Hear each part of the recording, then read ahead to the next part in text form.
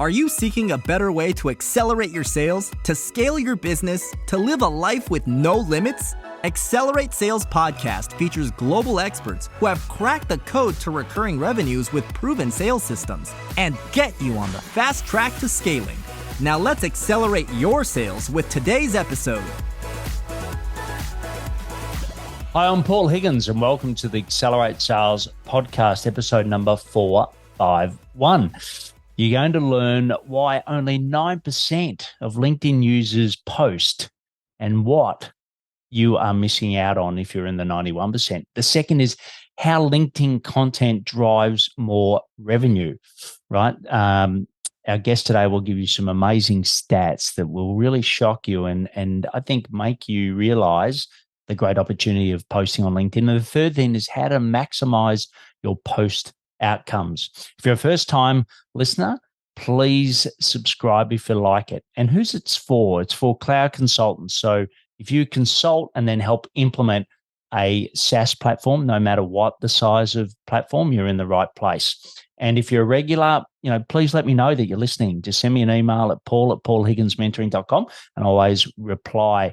So there's the summary in the app, but you can get the full transcript at paulhigginsmentoring.com, and it's episode 451.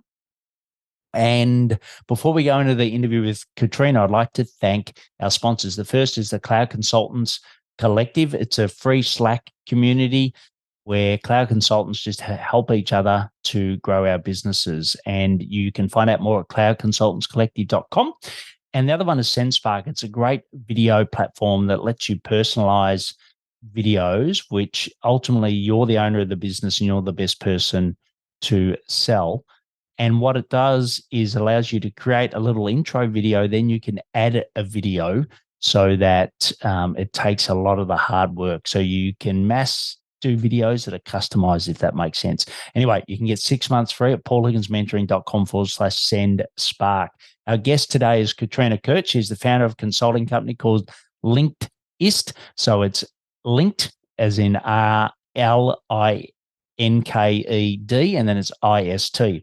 And she helps other businesses grow the power of their LinkedIn marketing, advertising, and sales. She's also an active contributor and a thought leader on LinkedIn, where she talks about entrepreneurship, leadership, sales, and marketing. And for the last 6 years, Katrina's delivered over 300 company and public workshops and has helped different European accelerators educate their startups about marketing and sales. In recent years, she has shared her knowledge at the events like TechBBQ, Login Growth Marketing Conference in San Fran, Startup Wise Guys Accelerators, and Sales Formula, and many more. So what I'll do is hand you over now to Katrina Kurt from Linked. Wonderful to have you here, Katrina. Thank you so much for having me. Yeah, very excited. Content on LinkedIn is absolutely turned my business around. I think I've had about, last time I counted was nearly like 3.7 million views. And the amount of clients I've got has been exceptional. And I know that you're going to help us today sort of learn more about it. So very excited to have you here because, what is the stat? How many people do post out of the, 800 million users, or how many on LinkedIn? How many people actually actively post all the time? So there are around 875 million users right now.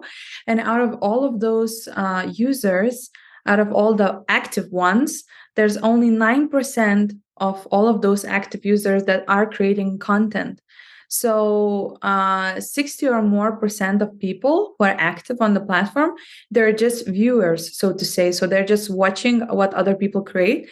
And not a lot of people are actually stepping up and creating themselves, which gives a lot of opportunities for other people to start creating and build their brands. Yeah, spot on. So we'll definitely dive into that. But why don't we just start quickly with, who's your ideal client that you love to work with, and what are some of the problems that you help them solve? So we usually work with small startups, small to mid-sized enterprises as well. And we usually help them either grow their brand's presence on LinkedIn and get new clients, or we help them with lead generation via LinkedIn advertising, or we help bigger enterprises or bigger corporations with employer branding. So we work with their employees and we help them understand how to use LinkedIn correctly and how to have more people in the C-level being active as well to represent your brand. So in simple words, we help with lead gen, we help with brand awareness, and we help with, educating employees around the platform. Great. And what are some of the when the startups, what are the problems when they come to you? Like, what are sort of some of the key themes?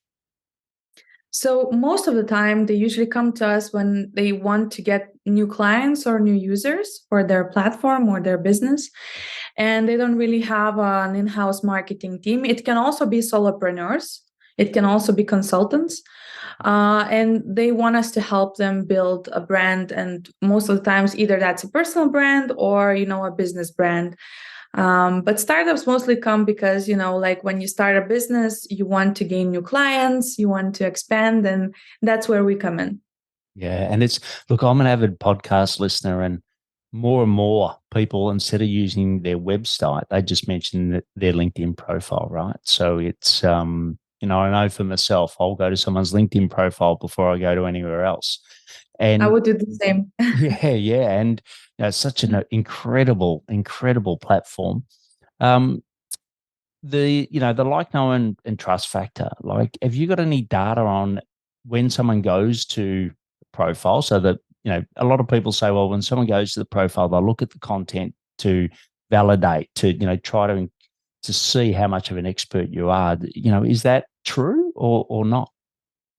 So I actually have a lot of data around all of these topics because I'm doing a lot of presentations around it. And there was a research done by LinkedIn, and they actually found out that 89% of all decision makers, they actually say that they trust an organization more when they see that leaders from the business, they communicate on LinkedIn. And then the other interesting fact was that 49% of all the respondents also said that it's also easier for them to take a decision whether or not to buy something if they see that there's, thought leadership going on and like a business is putting effort into it. So these two facts, I think, like they're really showing us that yes, decision makers, they do care about this and they do trust the business more, and they also buy more if they trust the business. Yeah, and have you seen certainly for me, like I started really aggressively posting in 2019. And then it was the gold rush. I did a post and I got a client, or I got a couple of clients, right? It was a direct link to sales. Whereas now I find it's more of an in the funnel rather than a top of the funnel exercise. How have you seen that change on the time that you've been an expert on it? I have definitely seen that change, and I myself also started posting around 2019. So I think like we both started at the same at a similar time, and now it's definitely much more about that LinkedIn is just another touch point. So before it used to be that you could definitely get a lot of sales directly from your content. And now you still need to, like you need to consistently do that still, and maybe have some other touch points, maybe some referrals. And then, the conversion happens. Not always, we can generalize, but that is happening for sure. However, I would still say, that if you create content, you can still get quite a lot of inbound leads. Yes, yes, yeah, and it just may not happen directly. Like, there's so often, even my clients that post, someone might be watching you for 3 months, you've got no idea, and then they reach out to you. I've been regularly watching your LinkedIn content, right? You just don't know who's watching. And what are some of the key reasons why people don't post? Only 9%. If you look at certainly this, if most of our audience are, sort of the solos, or they've got a small team, but they're the person producing the content. They're the person that's sort of their marketing and sales hat, right? They don't have an in-house marketing team, like you said. What are some of the reasons why they might not be posting? Well, first of all, there's a common misconception that it takes a lot of time to post on LinkedIn. A lot of people also think, about a situation where they post something and nobody engages. So, like, what if I create something, get it out there, spend a lot of time on it, and then nobody likes it, right? Nobody comments on it, nobody sees it. So this fear is definitely real. It's out there. Yeah. And, a lot of people also think that even if I post, how can I make sure that the right people see my content? Yes. So there are some of these misconceptions around creating content that I think like are stopping some people from starting. Yeah. So let's start on the last one first around who's seeing my content. How can you improve who's seeing your content? Like if you've got an ideal client or an ICP, how can I improve or how can I increase my odds of them seeing the content? So I have a really nice story to kind of talk about this misconception. When I started creating content, most of my connections they were from, so to say, other fields than what my content was about. Yes. And in general, in the beginning, there weren't a lot of likes. There wasn't a lot of engagement. And a simple trick or a simple thing of what you can do to get more engagement and to get your content in front of those eyeballs that you want to, um, it's just simply by searching for the people who would be interested in your content and then adding them to your network. And so in half a year, I completely changed my network from being focused on, so to say, economists, on being focused on salespeople and founders and startup founders. Yeah, great. And I know some people say, look, you should remove the people that aren't your ideal clients, and other people say no, keep your whole network. What's your perspective on that? I would suggest still keeping the people that you have from before, or, some people would come and say, like, I have changed my industry.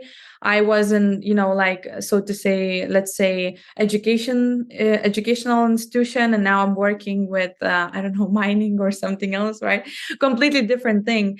And what do I do? And my advice would still be keep those people because they know you and they're your close connections from the previous industry, and you never know who might help you in the future. And one good thing to do is also to make a post about this, or maybe write something in your bio about this, like, hey, I spent like the last 10 years in this industry, but now I have completely turned my career around and now I'm in this completely other new field. And Yeah, that's okay. brilliant. And where does hashtags come into this? Like, can hashtags help you draw the audience that you want to be seen by? Can that also influence it? So yes, because people on LinkedIn, they are following hashtags. And once in a while, every like 10th or 11th post, you might see that some content pops up on your newsfeed, which is not from the people that you follow, neither from the companies that you follow, but it is falling under the content under a specific hashtag that you're following. Yes. So that's why it is important to have the right hashtags that fit your content, because like, for instance, hashtag innovation has hundreds of millions or some like 36 or more millions of followers, and of course not all of them will see your content piece, but some fraction will do if your piece is going to do well. Okay, great. And I've read so many articles and experimented myself on how many hashtags you should use. What's your view on this one? Because it seems to be, it's I always use the saying, like everyone's got a bottom or a bum. It's a bit like hashtags. Everyone's got an opinion on this. Well, we have recently gotten some reports from LinkedIn, and they're suggesting that the optimal number is 3 or 4. So 3 to 4 hashtags is an optimal number. Everything below or everything above is like decreasing views on your content piece. Wow. Okay. That's because I used to use, and I've used 3, I've used 9, but 3 to 4. That's great. I'll implement that. And as far as what's the link? So firstly, some people say creator mode. You get more views if you're using creator mode. So what is creator mode, and is it true? Do you get more views or less views using creator mode? So creator mode definitely gives you like more tools to create content on the platform. So if you want to create audio events, if you want to create your own newsletter, if you want to do LinkedIn lives, then creator mode is a great tool for that. Also, it helps you to have some hashtags on your profile, so it's easier for people to understand what kind of topics do you communicate about. But does it boost your engagement? It helps you out if you are actually consistently creating content. But if you're turning it on just for the sake of, having more views, and you're writing a post once in every month, then that's not really helpful. Yeah. And about consistency, like what's your version of consistency? How often should we be posting? So I think it depends on your goal. If you want to be active, I would say once a week is enough to post. If you want to create a strong personal brand in a specific niche or a specific space, then you should post at least like 2-3 times a week. Yeah. Look, And usually sorry to interrupt, for some of our clients who start from, zero, having a few hundred of connections and having no voice in a specific niche, it takes from 3 to 5 months of consistent content creation to actually start getting offers, start getting invited to give a comment, start getting invited to do speaking engagements and things like that. Right. And I know the other one that, the other myth is, time. When should I post? Should I post, on a Tuesday at 4 p.m. or, and there's so much data going around. What's been your experience of the best times to post?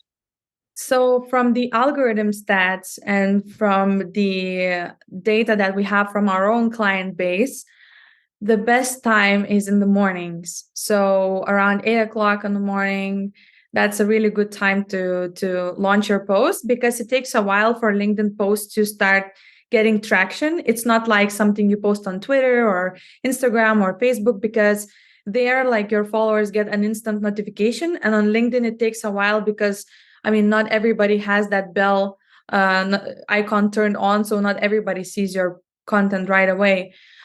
So I would say definitely mornings, best time to post, and then get your post, like, start getting engagement during the whole day.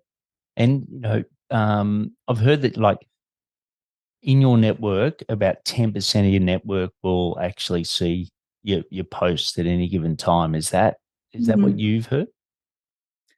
Actually, I don't think I have heard about this one. So I cannot really say if that's true or not. Yeah. So I think, it's, that once again, it was by an expert. I can't remember who, but they said, about 10% of your network will actually see the post at any given And that's time. probably true. That's probably true, because if you have published a post, a content piece, then during the next hours, there are, your post is getting views all the time. So it's not like it's not stopping right away. So it is true that, constantly, like, some people from your network are seeing your posts. Brilliant. So these are great tips to actually get the engagement. Just on that line, what about type of posts, right? So, what are the type of posts that you would recommend for, someone that's either just starting with content, or, someone that's self-generating their own content? So I guess both you and I, we lived through the video era on LinkedIn. We lived through poll era on LinkedIn, where everybody was creating polls. I would say, try to experiment with your audience. And even before that, try to think, okay, what takes me the least amount of time? Is it text? Is it, can I record videos and that comes to me super naturally?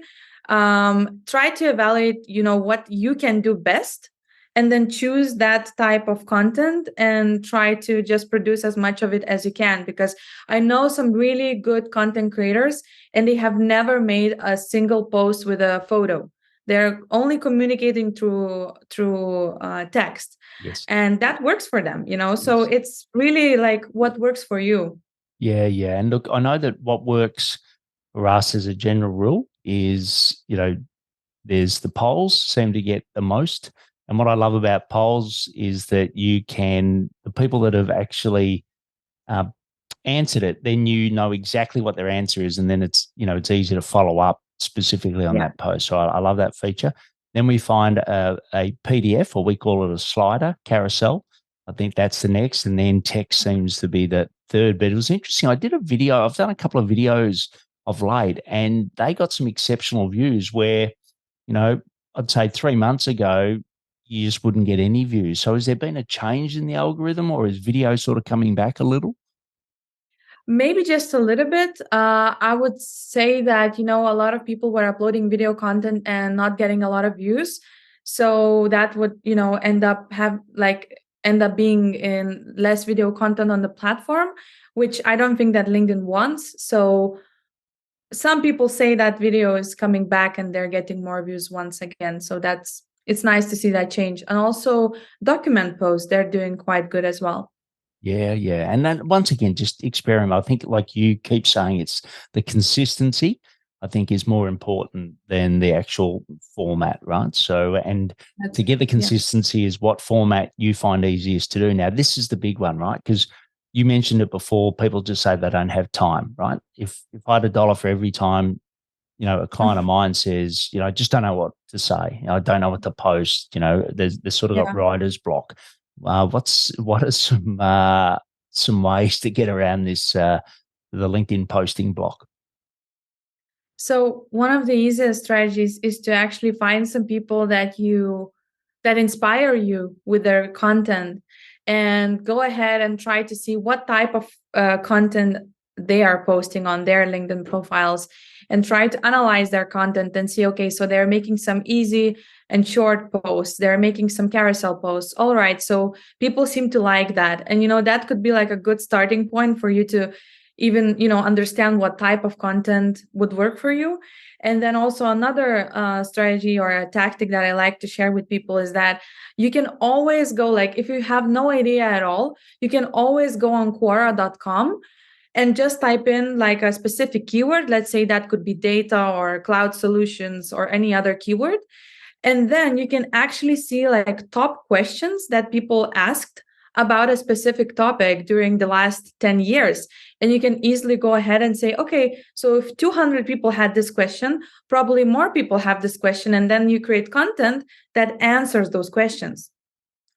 You don't need Yeah. to think much. I mean, all the ideas are there. Yeah, I think that's great. And I've also heard people, using Google as well. So, key topics on Google. And then if you look below the other suggestions, so they can give you themes. A couple of things that I know have worked really well is, just your client conversations, right? So if you're having conversation with your client and they bring up a brilliant point, jot it down and then just put it in a log. So we use ClickUp. So I'm constantly just adding content ideas. So now I've got more content ideas than I actually have time to post. But I think that's a great one. And the other one is content that you read, like you said, Mhm. top influencers or podcasts as an example. So I listen to lots of podcasts and I'll just hear something in the podcast Mhm. or maybe think of something. So just, once again, just document it so that when you do have writer's block, you can go to your list of topics and they're already there rather than coming up with something on the spot. And what about some people love to batch, some people love to write under pressure. What do you recommend as far as how to get ahead of not being stuck without content? Once again, I think I will repeat myself saying that you need to find a way that works for you. In the beginning, I used to prepare a lot of content in advance, but that was like 6 years ago. And now, after 6 years of constant content creation, I it takes me like 5 to 10 minutes to write a piece of content, and I just maybe have some topics in mind that I want to post during the week, but I don't write content in advance anymore. Yet again, I know some people who do that, and that basically works for them because they have more time to think and they can sit down and write and maybe ask a friend if this piece of content is a good one. So it really depends on a person. Yeah, great. And you can go and look at Katrina's. Um, we'll have obviously her LinkedIn URL, but we're talking to Katrina Kurt, and the what's your URL for your LinkedIn? For my LinkedIn, it's slash Kotryna Kurt. Yes, great. Or And you spell it Kotryna, and then it's Kurt Kurt. And the name of the company is Linked, so Linked, and then it's dist.com. So two D's in there. Is that right? no, just one. Just a one. Okay. All right. So Just forget that one. It's just the linked ist, not the dist. Okay, great. So no, we've covered a lot of things. We've talked about, how to best use it, and the ease of use, and how to get engagement with hashtags and other things. What else have you got from a content point of view? So, what else have you learned that you think few other people really know at the moment or are using? I have learned that, and that comes from both my own personal experience and also working with other people, is that if you pick a niche, it works it does wonders for you, right? So, like recently, an example could be that we have been building a profile for a person who works within AI, and way faster than any other client because other clients were in sales and marketing, but they were quite talking about general topics. His content took off after just 2 months and started generated like 5K views per post. So the more of a niche you choose for your content, the better results you can get as well.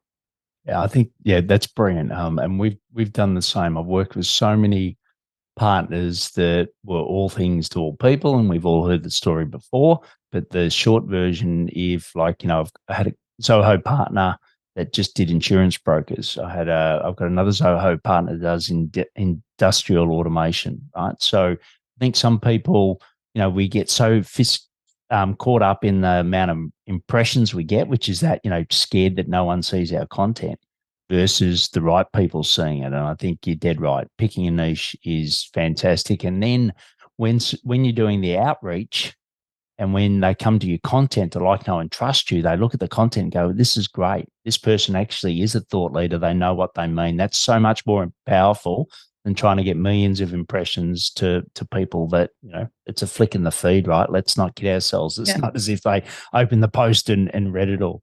The algorithm, the elephant in the room, right? There's a lot of discussion around the algorithm for content. What do you know about the algorithm? I know for a fact that if you're editing your post during the first hour after publishing it, it also decreases you, it gives you less views. So we usually say, like, can we live with this mistake for an hour? Yes, we can. Then we leave it, edit it later. If we can, we delete it and post it another day. So that's one thing I know for sure. Then, of course, like, it's important to respond to your comments during the first few hours after getting them as well, just to boost your engagement. It's important to get around 20 interactions with your post from your first degree connections, at least within the first few hours as well, to get a bigger boost. Yeah, it's important to have a lot of great discussions, because at the end of the day, what LinkedIn really rewards is those posts that are having big discussions in the comment section. And if you are, creating content that always gets comments such as "great post, well done," then that's not really starting a discussion about any topic whatsoever. Yeah, and I've got to admit, we sort of used some automation tools in the past where it boosted the likes and comments, but I certainly found that wasn't helping getting the right people. And yeah, like you said, if it's not a quality comment, well, it's not going to work. So I love the concept of responding. I think that's really important. And I've heard, whether it's true or not, you can tell me, but one hypothesis out there is that comments are worth double a like. So likes are nice, but if you get the comments, that's what really triggers the algorithm. Have you heard a similar thing? I would say that's definitely true because most of the times, I would look at my posts and I could see there's like 50 likes. So there's not that many likes from the likes perspective, but there are a lot of comments and a lot of discussions going on, and that post has 10,000 views. And I'm like sitting there and thinking, okay, so there's 50 people who actually liked it, but 10,000 people actually have seen it. And that's what I go for. I don't look at the likes. I most of the times look at the views and then how many comments I'm having. Yeah, and I think that's why it's critical to have a question in there as well, right? The easiest way to get a comment is to have a really good question. So I think a lot Yeah. of people miss that opportunity and therefore don't trigger the algorithm. But we've had some we run a group that we support each other to get the 20 comments and likes in the first hour. And we've had some people that one that's really moved the needle is say a Harvard Business Review article. So if you share that, the link in the post, they're getting up to 250, 300,000 impressions to that. Have you seen that or experienced something like that yourself?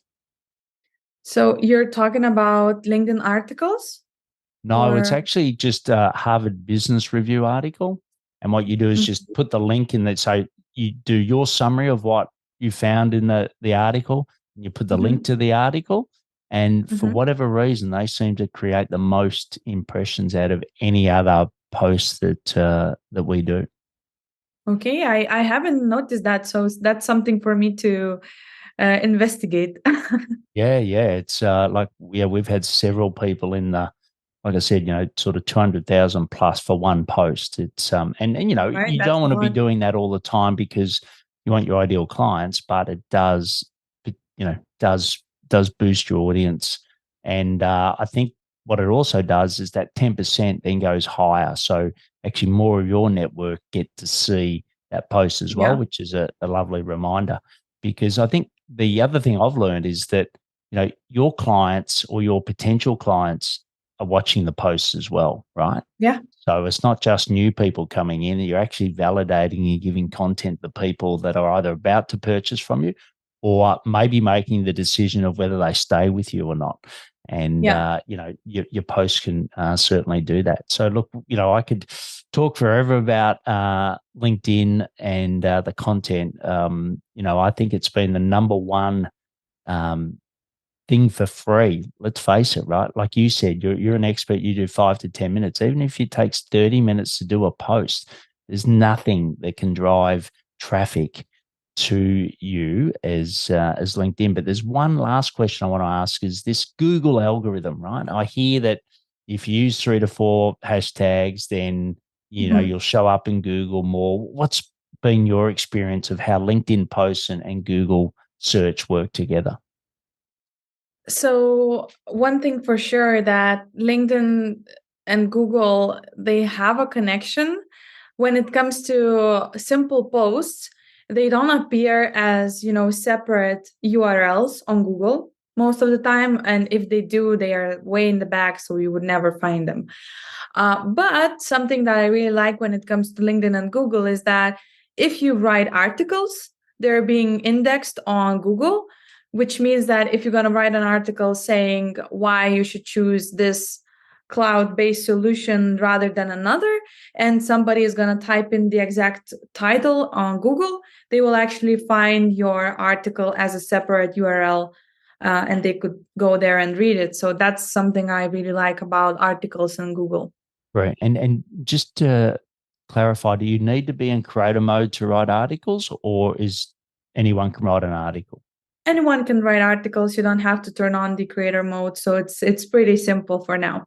Yeah, brilliant. All right, fantastic. Well, like I said, we could talk forever, but let's now go into the rapid fire section. So the first question is, what are some of the daily sales habits you do to accelerate your business? Well, I would say I try to check on my ICPs every single day, try to see if they're still matching the criteria, if nothing is changing there. I follow my sales pipeline. I check it also every day.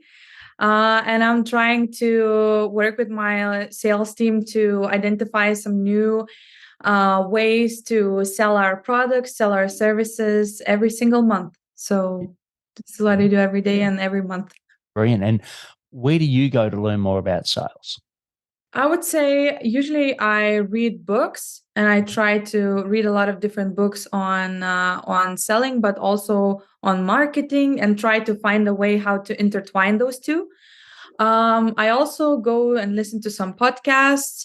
But I also listen to a lot of podcasts that are in some way connected to what's happening in the market. So, like, not necessarily podcasts about sales, but actually what is happening in the startup world to see some new opportunities, right, for myself. Yeah, brilliant. Well, I don't know if you listen to one, but 20-minute VC by Harry Stebbings is a great one for that, and a big shout out to Harry. He's helped me in the past and has a brilliant podcast.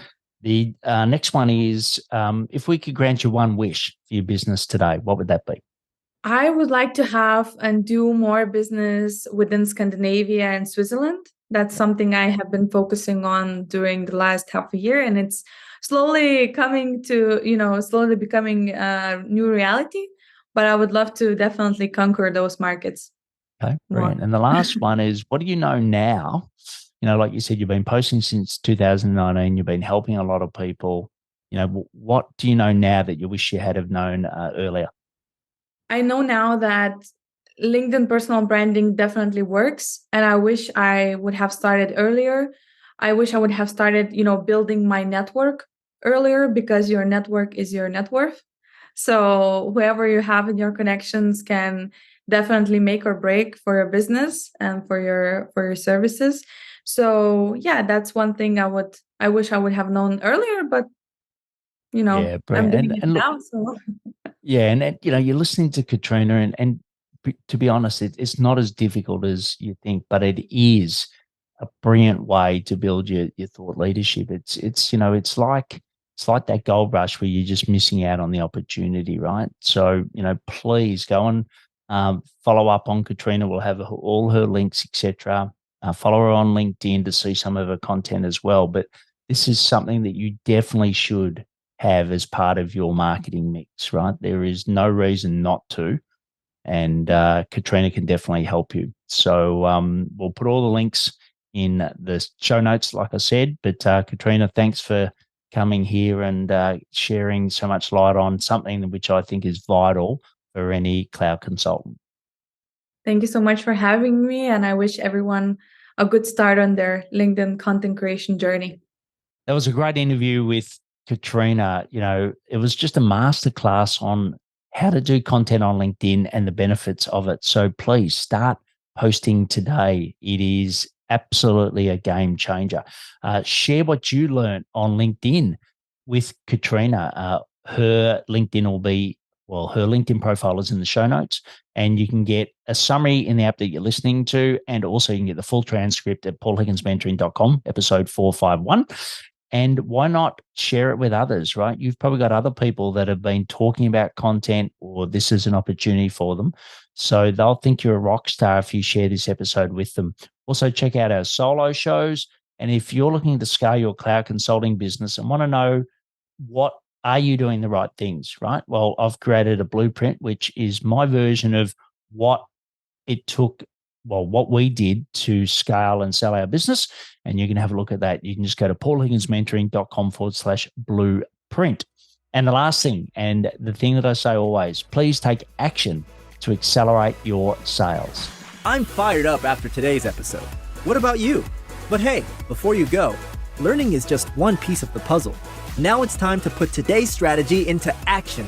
Head over now to today's show page at paulhigginsmentoring.com/podcast and share how you'll put it into action. Be sure to head over to your favorite podcast platform and subscribe, rate, and review the show. Tell me what your favorite episode is. And don't wait 1 minute more to gain access to your pulse check at paulhigginsmentoring.com. This could be the difference between struggling to get more leads and making this next quarter your best one yet.